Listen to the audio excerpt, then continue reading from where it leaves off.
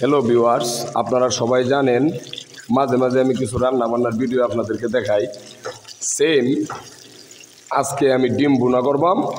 ডিমটা কেমনে ভুনা করে এটা আজকে দেখাবো। তাই আমি প্রথমে ডিমটারে আগে আমি গরম তেলের মধ্যে ভাজা লইতেছি।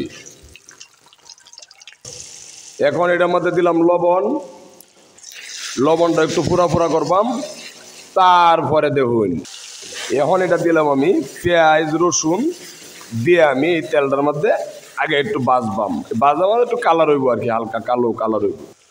এই যে হইল দারচিনি, লং, এলাচ এখানে দিলাম। একটু লাড়াও দেওয়া লাগবো যাতে না লাগে যায়, এটার মধ্যে একটু খেয়াল রাখতে হইব।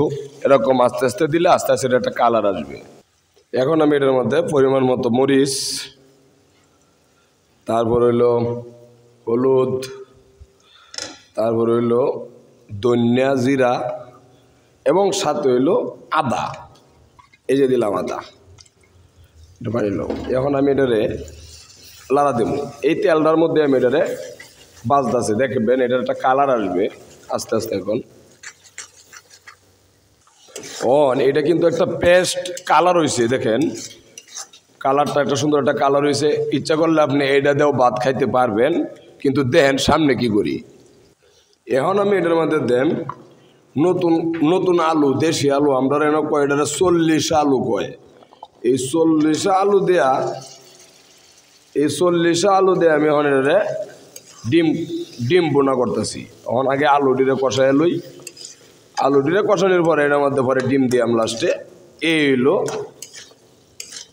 পরবর্তীতে কী হয় দেখবেন।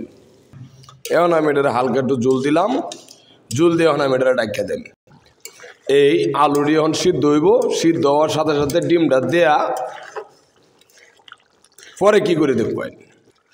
ভাবতে পারেন যে ডিমকে লেগে 3টা ভাগ করতেছি, কারণ আমরা মানুষ 2 জন, একটা অতিরিক্তই ভাগ করছি। কারণ মানুষ ঘরের মধ্যে একটু বেশি ভাগ করলে কখন কেটায় ওরা ঠিক নাই। এই হলো আমার ডিম বোনা। এটার এখন আমি নামাই অ্যালবাম, কাছাকাছি সময়ে আছি। এইভাবে ডিম বোনা খাইলে আমার কাছে মনে হয় আপনারা কাছেও ভালো লাগবো। সবাই ভাগ করে খাই ভাই। হ্যাঁ, আমি এইভাবে ডিম ভাগ করে খাই, তবে আমার ডিমের প্রশংসা আছে। হ্যাঁ, নিজের ডুল নিজেই ফিটাইলাম। ধন্যবাদ সকলকে। সবাই সুস্থ থাকবেন, ভালো থাকবেন। মনের আউস করে কিছু জিনিস ভাগ করে খাইবেন। ধন্যবাদ।